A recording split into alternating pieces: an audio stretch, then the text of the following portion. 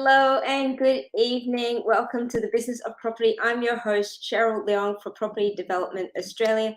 I begin today by acknowledging the traditional custodians of the land on which we virtually meet today and pay my respects to elders past and present.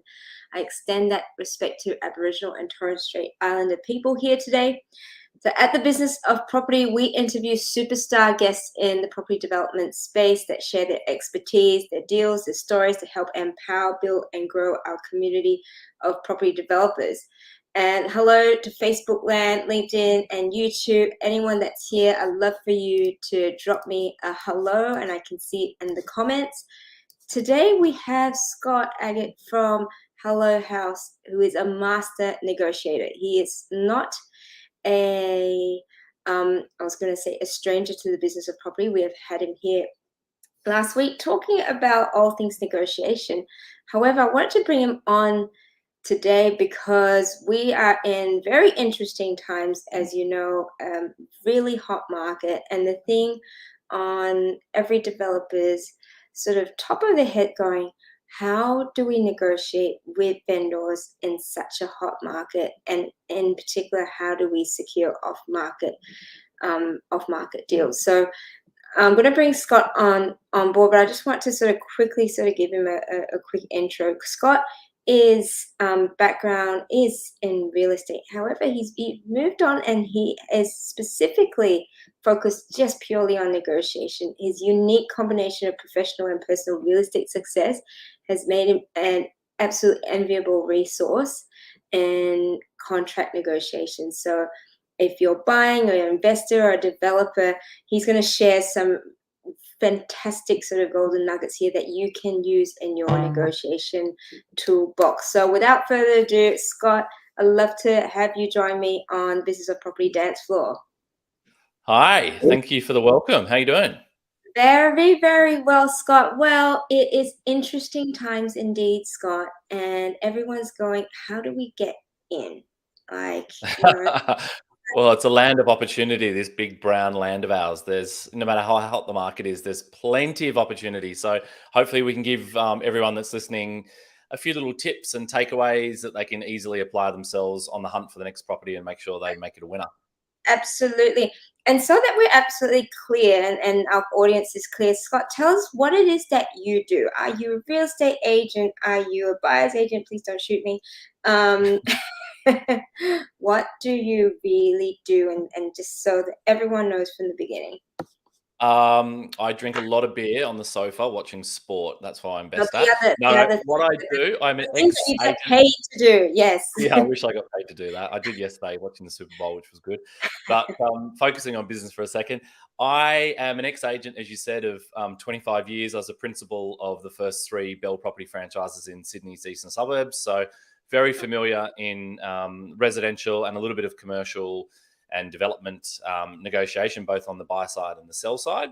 From my own personal journey, I'm up to property 29. So I've been developing and flipping properties in Sydney, London, Japan, Gold Coast. So I've been pretty active in that space as well. And I'm currently building 2 luxury homes on the Gold Coast at the moment, as well as doing my negotiation business, which is the flagship business that I have that's been running now for about 3.5 years. And that business was born out of a lack of transparency that I saw in the real estate market. And I know it's a bugbear of everyone that's buying and selling property across Australia. It's the constant feedback that we all get, that there's not much trust and there's absolutely no transparency in that process. So I built a business that works with buyers who have got the ability to find their own property before I step in and ensure they buy it at the best possible terms. And how I charge, that's very different to anyone else that's in that industry in terms of a buyer's agent, which I go to great lengths to say that I'm not. I charge differently. I get your client to set me a target price, and then I charge a percentage of the savings that I make them. So I live and die by the sword in terms of the negotiation and my results. And yeah, it's been a breath of fresh air, really great 3.5 years. And that's working also really well on agents selecting for people that are selling properties or selling development sites as well. Yeah, fantastic. So, Scott, as I mentioned, our audience are predominantly either investors, but predominantly we've got developers here. And developers, we really want to know, how are they, the tips around negotiating, not with just agents, but homeowners, as well. Those of us that are starting out in the space, probably with agents, not too bad. You're sort of used to going, all right, well, asking these questions and so on. But actually talking with vendors and homeowners might be a little bit more daunting because sometimes they're a little bit more closed off, and sometimes you don't know what's going on and how do you really cut through to what it is that they really want. So let's start off with agents, okay? How do we build relationships with agents so that we're going to be the first on their speed dial to call when they've got a particular development site?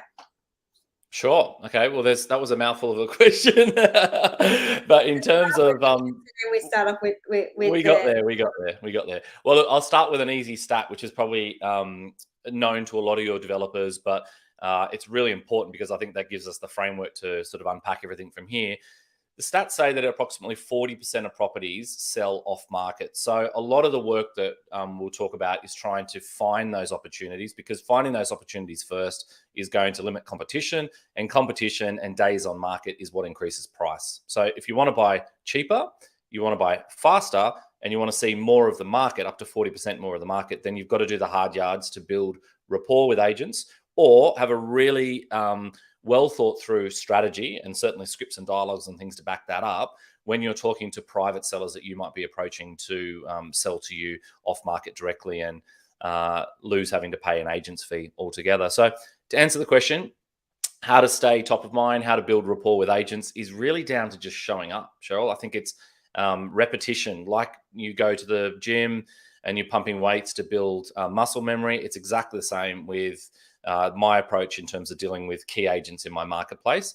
But if we unwind that a step and you start with yourself, I think the most important thing and the key to the success for me finding things off market for my own sites has been really identifying what I want to achieve before I start out. So rather than just go with a scattergun approach, looking at a broad market and certainly looking in more than one or two suburbs, which is a quick death, or a very slow, long, painful death is probably more accurate, because you'll just have analysis paralysis looking in too many areas and you won't have rapport with those key agents. If you start with the key metrics that are going to drive your decision making, that allows me to then really go approach the correct agents that I know sell those types of properties, and then start to have real conversations with them based on my timeline, my finance capacity, and what I'm going to do with the property and what my plans are. So when I've got that framework to start with, that gives me a really good step to then approach those agents and start to see some opportunities come to fruition. But the key for me for buyers is where they let themselves down is the repetition, as we said, but communication. So they can't communicate clearly to an agent what they're looking for. But when the agents do give them options and put things in front of them, they either don't turn up when they're going to say they turn up, or they're too slow in responding, or they crucially don't give the agent the buyer feedback that they need on that property to allow the agent to get their job done in servicing or conditioning their vendor to get that property to market, or to from A to B to get it sold. So if you can think what the agent's going through, if you can service their needs as best as possible, that's going to create more opportunity for you, because they want to get their job done. They want to get paid. And in doing so, if you're giving them feedback, it's going to fine tune what you're looking for. They'll have a better understanding of what it is that floats your boat for your next site. And that will allow them to put the right properties in front of you and not waste your time. Yeah, I love these tips that you're sharing, because I mean the main thing that keeps coming up is just how do you keep front of mind with these agents? Because at the end of the day, the agent wants to sell, and so you're putting Yep. yourself in their shoe. The agent wants to sell.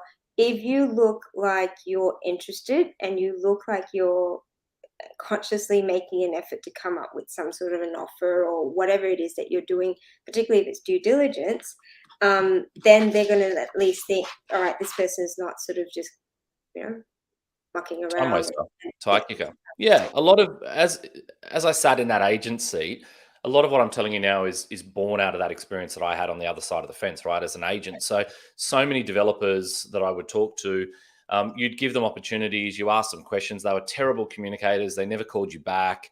They're busy doing other things, but that just basically put a brick wall up between me and future opportunities for them. So I think you've got to be a really good high-level communicator. And if you can do that, just even if you keep it very simple in terms of what the metrics are, that will go a long way.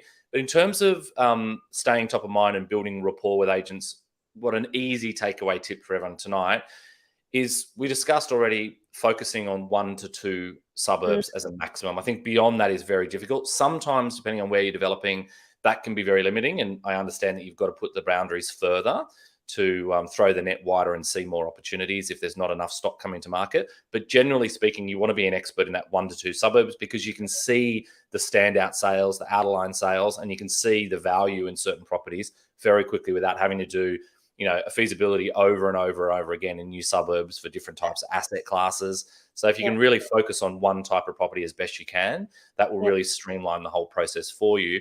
But when you do that and you analyze a marketplace and you're prepared to spend time in that marketplace, it's quite easy to look at who the key players are. Now, whether you're on real commercial or you're on domain or real estate, you can see who the main agents are that sell those types of products or those types of assets.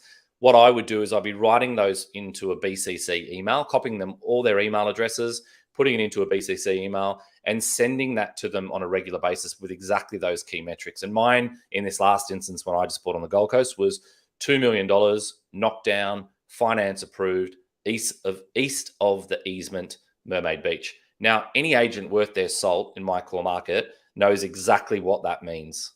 Okay, so I'm only talking to people that are going to get those listings, right? So there might be 10, there might be 20 of those agents. You only have to do it once. It might take you 20 minutes. Get all their email addresses, which are always advertised online. Put that BCC email together. Every time you're ready to buy, flush that out. Just get that out to your network and then stay in touch with these people as well.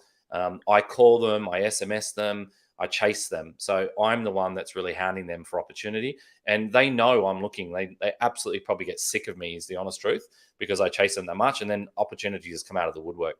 Yeah, and we, we remind people, who are going into the development space, this is called the business of property for the main reason that you've got to look at it as a business. And as a business, if you're trying to attract particular product or stock or whatever, it is all about the follow-up, because it's, for a lot of agents, it's just about timing. Because obviously you put something out to a whole lot of agents, you're not necessarily going to get something right now, but it might be 2 weeks from now, it might be four weeks. So I like that tip around being one, focused in the area, building those core relationships as well, and simple things like emailing regularly. If you've got to do it every week, that's fine, because it just might not be timing. And I'd love to hear sort of your experience with securing your property. Was that off market as well, Scott? Yeah. So, I mean, I applied effectively what I've just said to you, except because I've got a long-standing relationship now, having done this for 5.5 years in the same postcode, I've honed my skill set over that time. And I've also understood each project I've gone through. I've made a mental note of what I've done wrong, what I could have done better, what type of asset will work better in terms of a higher profit margin for me, what's safer, what's dangerous, so on and so forth, like all developers should do over time as they hone their craft. So I don't have to do as much of the BCC email anymore, because I've got that 5 years plus of traction with the same regular set of agents that are active. So what I did this time, I bought in November or August actually, but had a 90-day, 3-month settlement. So settled in November. I did exactly what I said to you in terms of a short list with key metrics of what I wanted. I just SMS'd 4 or 5 agents that I knew. Within weeks of having my finance approval, probably within 1 week of having my finance approval, I had 4 development sites off market in booming Miami and Mermaid Waters and Mermaid Beach. This is where stock levels were at an all-time low. Last year in 2021, Mermaid Waters went up 46%. I think Miami did 40%. And Mermaid Beach did 53% for house prices. So it couldn't be an any busier marketplace, but within 1 week, I had 4 off-market opportunities of development sites that I don't believe anyone else was actively talking to. They may have had other buyers, but they weren't telling me that there was, so I didn't feel like I had competition. So what I did is just do an analysis of all 4. So did a back of the page or back of the envelope FISO on all 4 of them, and then just started offering. And I'd make verbal offers on properties really quickly and use the leverage of those other properties and those against those other agents, and just to see which one came to the top as the best deal. And the one that came out ended up being not quite out of left field, but it wasn't on my radar until probably the end of the week. But then it was just such a good standout deal as I went through and worked my way through the other three that was the one for me to buy. Yeah. Again, love that story because everyone sort of says there's no stock on the market, and it's just really around that consistency there, and those relationships. For what are the other things you mentioned a 3-month settlement? So everyone wants a delayed settlement when it comes down to development sites. What are some good tips as to the agent wants to get paid as soon as possible, the developer wants to drag it up as long as possible, depending on what the seller needs, it's sort of in between. What are some good ways to get as much of that, settlement time as possible, but still have the agent on your side? Well, it's understanding the seller's motivation and how much rope you've got to how far you can really push the offer, right? So I ask a series of detailed questions to establish the timing of the sale. And that's not just, are they ready to sell now? Because that's a really important question. Are they ready to sell? If I do a FISO, if I do, whatever it might have been, evaluation, it might have been a building and pest report. If I'm going to go spend money, time, and effort to try and buy this property, is your client ready to sell?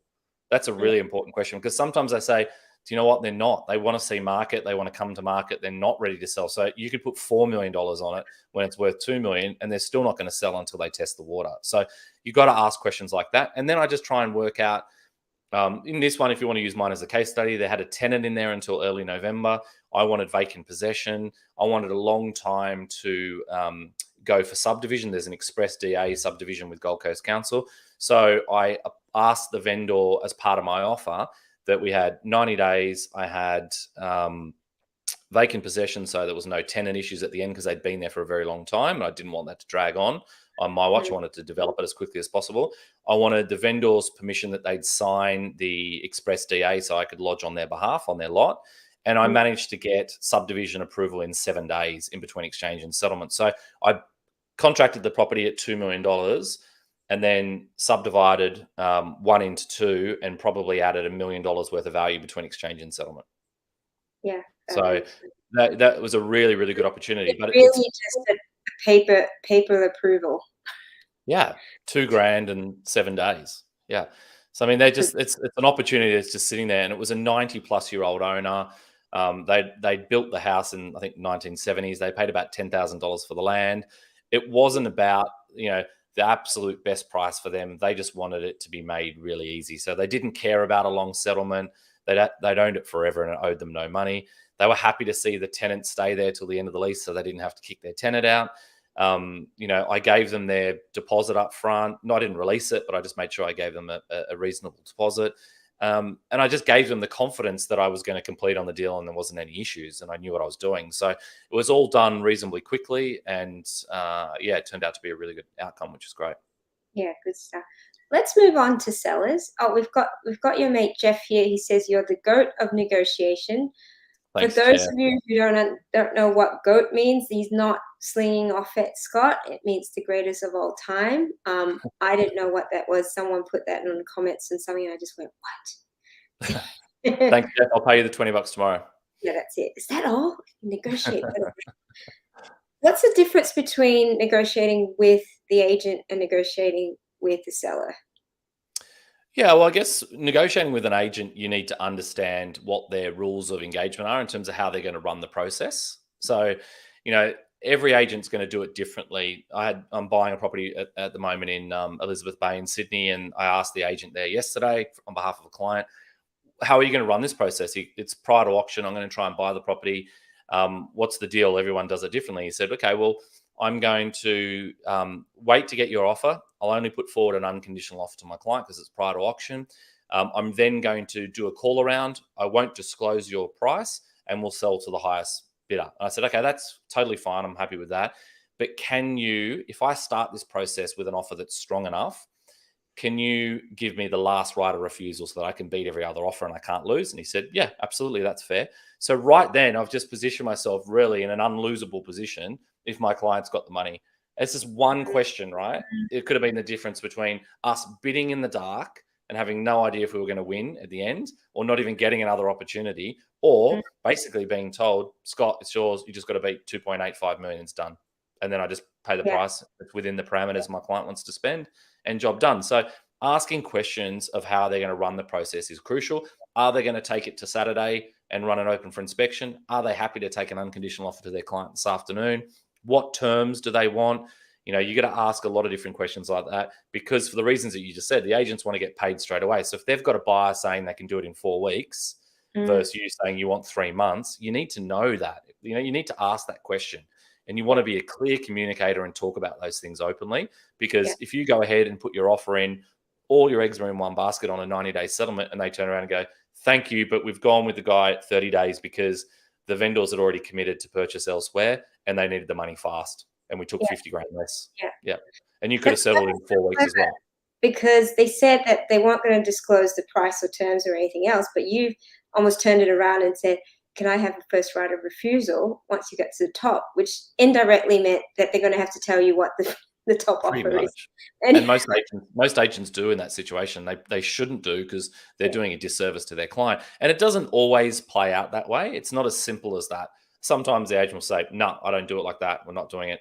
You know, on your terms, I'll control this. But you don't know if you don't ask. So I always just ask those questions. And that's crucial. So really being structured in terms of that works on the agent side. And it's the same really on the selling side, because if you're talking about approaching private sellers, there's really 2 types of private sellers. Those ones that have put their hand up to say, I'm interested in selling. And I'd say that falls into the camp more of almost pre-market, right? Even if they're 6 months or 3 months before they actually plan on listing it with an agent. Those ones typically have been speaking to agents. They've got an idea of what's happening with their property. They've got a fair idea of where the market's at and what the asset might be worth. And there's a different way to approach those sellers, those private sellers, as there is with a private seller who's got no intent to sell. So you've really got to build trust. You've got to build rapport. You've got to take your time with those sellers. You can't bulldoze those people. Even if you said the property was worth $1 million and you're offering them 1.1, if they're not motivated to sell, it doesn't matter how much money you keep putting on the table, you're never going to get through. And I've seen this happen, you know, hundreds of times. If the seller's not ready to sell, they won't sell, you know, unless you pay stupid overs, and you don't want to be that person paying stupid overs. So you've really got to be careful with that. So I think the way to do it with those second type of private sellers is to make sure that you go to great lengths to have a strong idea of the market value of that asset. So you've done all the research already on your comparable sales. You've done a rough FISO that's really close based on that asset. If you're going to knock it down, or you're going to 1 into 2 or whatever it might be, or a major renovation, you should have a fair idea of the condition that it's in just from old photos or the last time they bought it. That's going to give you a really good guide to do a FISO up front. And the reason I think that's really important when you're approaching a private seller is because they want to know that you're legit. So if you come to them and say, listen, it's, you know, it's probably sitting between 9 and $1 million. I've run my feasibility. This is what I plan to do with the property and over this time frame. So I'd like, you know, you're really clear communicating with what your motives are and why you've approached them. And I think that I can probably get you to $1.05 million or even 1.1 without any agent's costs, because this is what I plan to do the property. This is what I believe is the highest and best use of the property. If I could do that and I can walk you through those steps, would you be happy to keep talking to me? That type of approach is way better than going, hey, we're just building down the road and we want yours and we can smash it together. And yeah, we'll give you $950 with no agent's fees. And, you know, it's $1 million minus 25 grand, minus 10 grand for marketing, minus the hassle factor. And people don't think like that. Sellers don't think like that, but buyers think like that.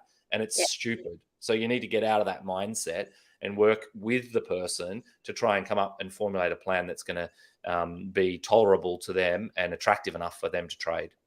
Yeah. And one thing that I always remember, they're always thinking, what's in it for me? They're not interested in what you're going to get. They're just going, is it satisfying my needs of this, this, and this? I want to go on a holiday or whatever that might be. And if you don't give them enough information, they just think, oh, you're going to make a fat profit out of this. So, you know, he's just lowballing me on price. So that's why I think if you're really organized, you can show them, look, the highest and best use of this is 1 into 2. And the cost of doing that, materials and the rest of it is going to be this. So any developer is going to be looking for this type of margin. And that's why the value of your home will fall into this sort of category. Happy to pay you money in that category, in that zone.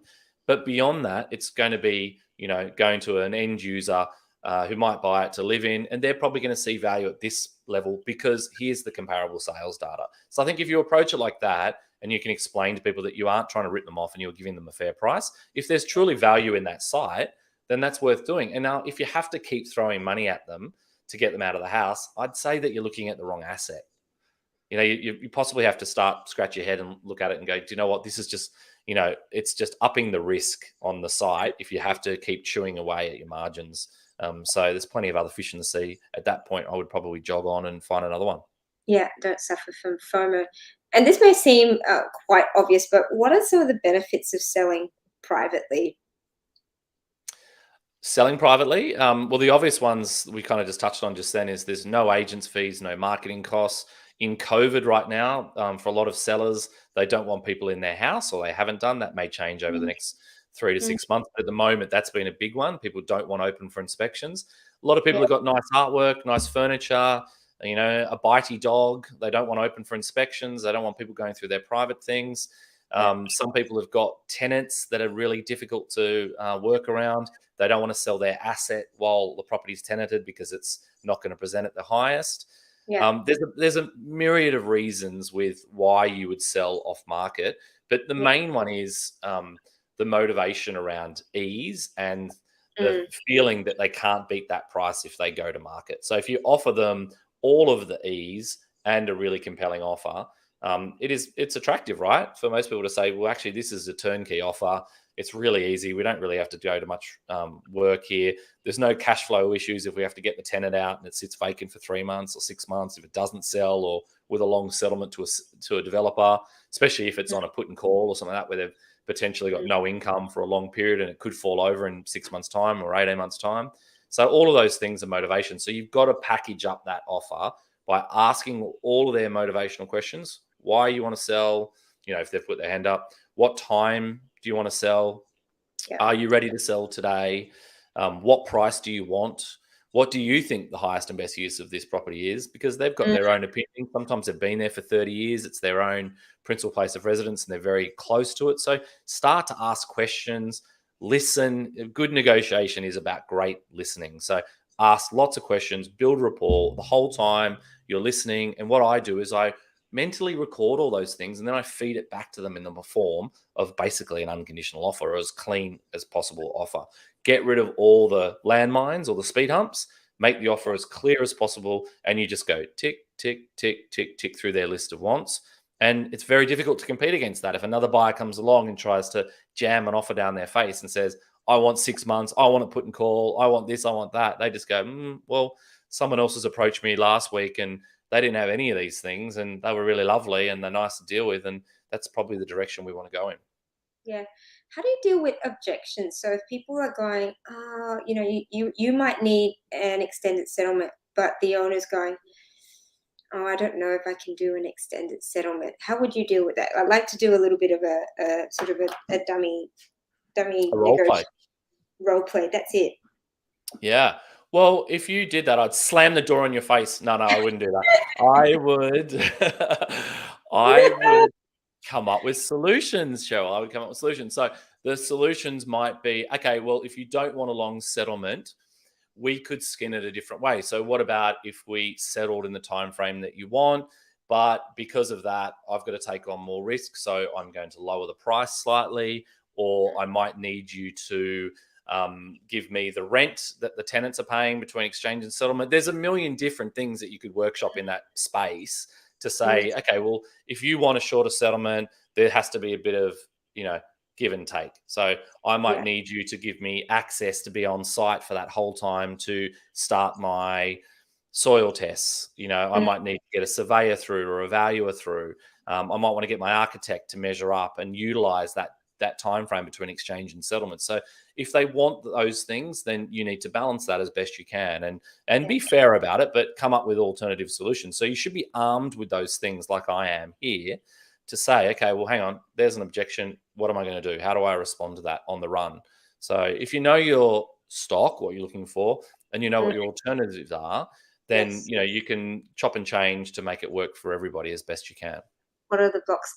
and also understanding why they're not keen on the longer settlement. And is that because they do want to, they've got these dreams of buying a Winnebago and driving Yeah. around half Australia, which, depending on the price of the land, say if they've got, acreage and it's $5 million and a Winnebago is, I don't know, 200, whatever, it could be that you could still go, oh, why don't we release some deposit and then the rest of it, so you can still buy your Winnebago. And so really, I think, going down to the understanding the why and then coming up with the different solutions and being creative about that.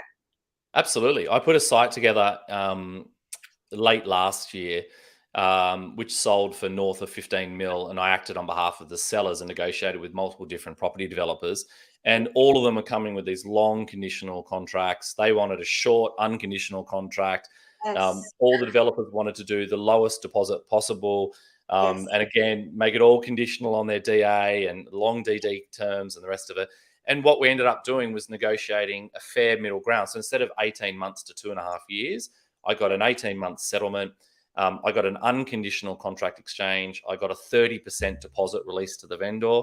And that enabled them to then go on and buy the family house that they wanted to next and to utilize that time. So even if the deal falls over, which I doubt it will, it's unconditional, they've already got a huge chunk of the money out of it, and there's a lot of hurt money in it for the developer. So just little things like that, you can skin it different ways. And it just depends on the circumstances of the seller or the buyer. So for that developer, because that comes up very often, you've got vendors who want the shortest settlement, right? It's it's part of an estate. The children are just like, I just want to sell it, but it's a development site.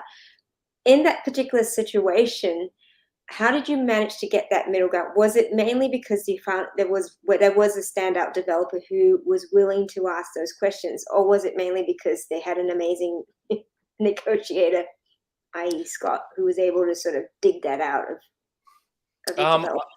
I think it was just falling back on that set of questions, right? So I understood by asking a lot of questions to my seller what was the primary driver for them selling. They'd been there for 40 years.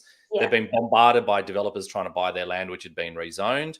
They had no pressure really in selling today or selling in 5 years' time. So they wanted to sell on their terms. And their terms were very specific. They wanted to get, if they were going to sell, they wanted to get the money out and disperse it between the family, almost exactly what you just said just then, between 3 children. So they had a number of developers to deal with. We had offers between 12 mil and 18 mil. And we ended up going for an offer that was less money, still a really good offer, less money though, but way better terms. So they wanted security. If they were going to go into this, all their neighbors had sold with these conditional contracts that tied them in for 2.5 years with no, no surety or certainty that it was going to happen. So we shortened that period, went unconditional, and had a huge deposit release. So it was just a way, way better outcome for them. And for the developer, they were going to buy it anyway. They were buying the surrounding properties. So it was just a matter of really dragging it out with them, the negotiation, until they realized that the only way to get this person out of the house was to front up the better terms. So they had to do it. Yeah, yeah. Don't know if you. But that comes back to knowing what you want to buy, right? So for them, they knew exactly what they wanted to buy. So they had to give up some flexibility because it was that asset that they wanted. So in some ways, they were backed into a corner. They didn't have to buy it, but it just made sense for their business plan to buy it. So, knowing that helped us negotiate it, but it also helped them realize really quickly that, okay, this is just one of those ones we're going to have to suck it up. Normally we don't have to do these terms, but we're just going to have to, put more cash into this deal and get on board with it straight away. And because they knew their market so well and they were developing there actively, they knew exactly what they could get out of the site, what all their margins were, all their costs. So it was a reasonably easy decision for them. They just had to work out the cash flow element of it. Yeah. From just our discussion, I see how many, the similarities between sort of a sales process, a great sales process and a great negotiation process, in terms of going, let's, because obviously you've come from the sales side and hence you've been able to sort of apply your knowledge going, I can come from the defense because it's almost sort of attack and defense. That you're addressing all the objections, so all the reasons why a vendor might not want to sell, and then going, okay, well, if I did this, and turning their objections into a yes, And that's how you're working towards what we call sort of that ultimate offer, how you can craft this sort of almost unconditional offer. Yeah, and I think negotiation is a honed skill, right? It's a learnt skill over many, many, many years. So this is something that I've done, as I said, for over 25 years.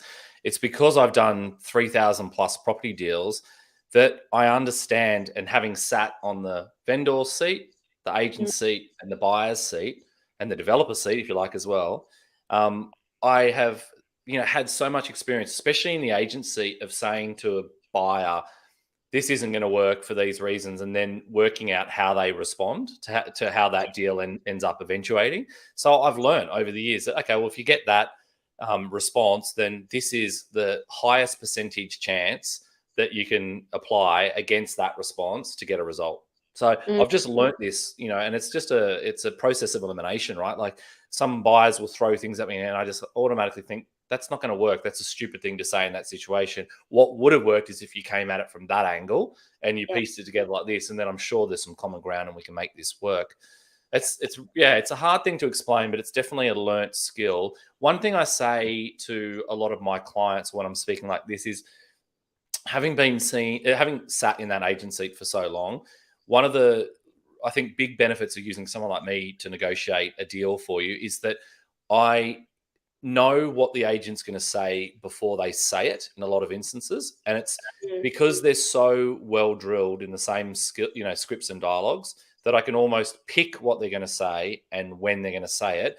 And I know when they say a particular thing, what that means behind the scenes. Like, if this scenario played out, I would have said this if I was the agent to the buyer, because I know that would get an outcome, right? Because it's practice over the years. If I say that, they're going to do this, and that's going to get the deal done. So that's why you get a lot of bluffing the rest of it. So I'm able to navigate around that agent bullshit because I know when they're going to throw me a line and why they threw it and what it means. And that's, I think, what most buyers just don't have that level of experience. If you're buying a property once a year, once every 7 years or 10 years, whatever the average is nationally, you can't pretend that you know these skills. Real estate isn't a game where you want to learn from your mistakes and practice. You're dealing with massive financial, assets here, some of the biggest assets that you'll ever play with in your life. It's not a game to play around with. Like, you can very easily, overpay by 20 grand, 50 grand, 200 grand, $2 million.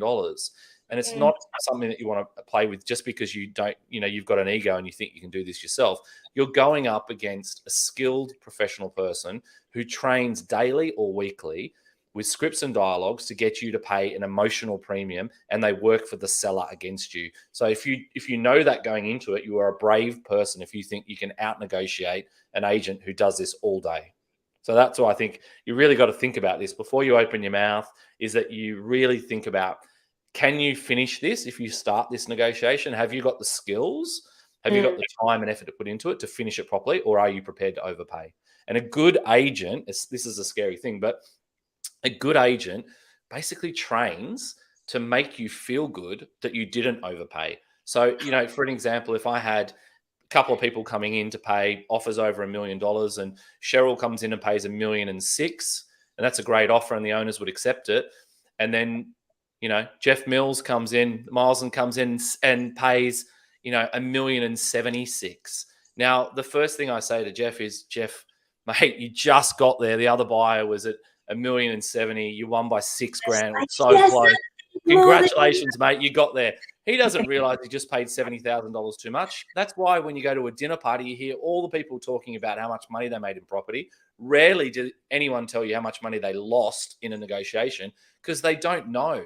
Agents will never tell you, right? It's in their vested interest to make you feel warm and fuzzy that you didn't overpay. So you've got to be so careful about this, because buyers are just getting rorted. Well, it's a fine example. At an auction, the highest bidder, everyone's cheering. Well, what about at an auction where the highest bidder and everyone's cheering, and then the owners don't accept it, and then it goes into a live negotiation on the floor, and the agent comes out and says, we haven't met reserve yet, you're going to have to bid against yourself. That happens every other auction. So they want the public auction. Everyone puts their hands up. I'm like competing against myself. You're bidding against yourself. Yeah. So this is where people just get carried away in a highly emotional state, and you've got to be very careful. Yeah. And what I've noticed throughout this as well is just that that confidence in that negotiation process. And exactly like you said, whether it's an agent, whether it's a homeowner, if you do not come across that you're confident in what you're doing and what you're delivering, then they're gonna not. Well, that's not going to give them the confidence that well, you're going to be able to actually deliver the project as well. Yes. And And so can you imagine how much uh, doubt would be in your mind if you're a developer knocking on the door, proposing a JV, for example, but you're completely disorganized, you haven't got a clue about the FISO, what you're going to build, and you're approaching them with that type of solution, it's just going to be laughed out the door. Yeah. Yeah. So the great thing is that developers, buyers, you've got a choice now. You can don't have to think that you've got to go it alone.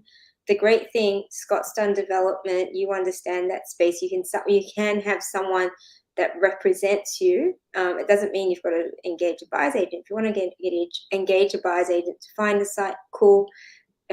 Ensure that they are master negotiators, because particularly with development sites, when there's obviously a lot of money that's involved, a lot of different terms, you've got to make sure that there's someone in there.